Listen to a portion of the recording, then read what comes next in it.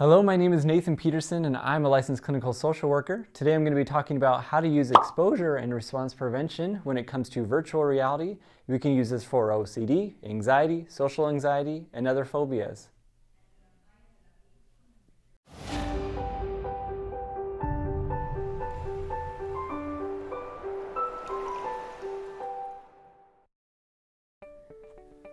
So before we begin, are you new to my channel?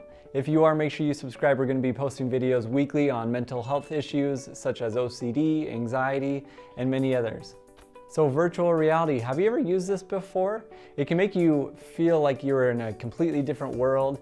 It's very strange, actually. I've used this for so many different things. Social anxiety, OCD, different phobias. Today specifically, I wanted to talk about how I use virtual reality when it comes to OCD. First, I'm going to go through some different OCD topics that many individuals have. So let's say somebody had contamination fears. How do you think we could use this?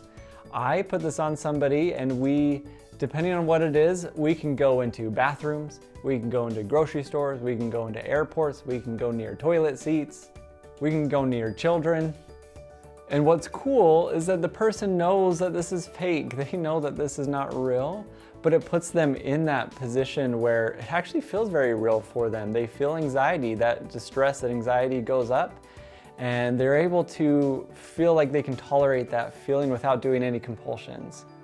So scrupulosity, kind of the moral fears of right and wrong, sometimes related to religion.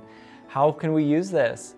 I've put somebody inside of a church. I've put somebody inside of hell. We've gone around, we've seen different symbols that might trigger somebody. We've seen certain numbers. That's the wonderful thing about this. It's not only just something that maybe you're writing on a piece of paper, but you can actually see it. You can look around, you can look in different directions, and it really puts you there. So what about harm OCD? The fear of possibly doing something harmful to somebody else, or even themselves.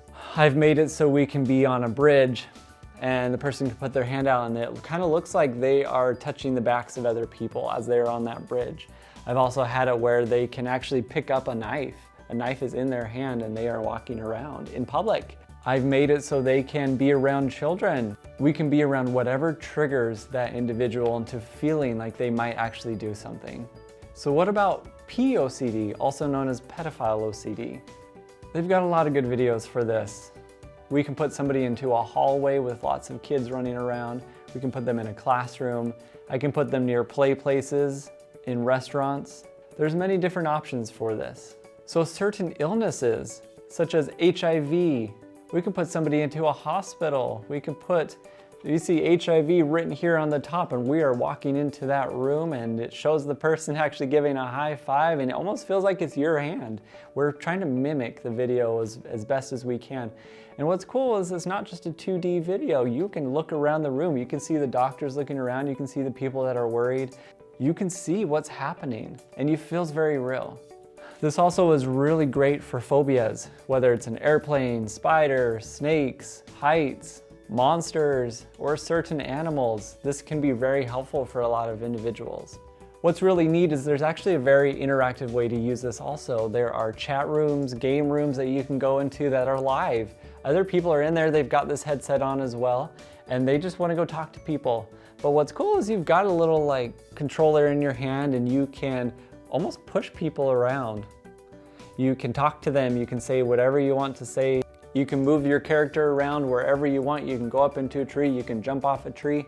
So when I first started doing this, I was thinking, okay, so how's this any better than just actually going out into the environment and doing it? Well, not everyone's ready for that. I can't just convince somebody to go out and face your fears.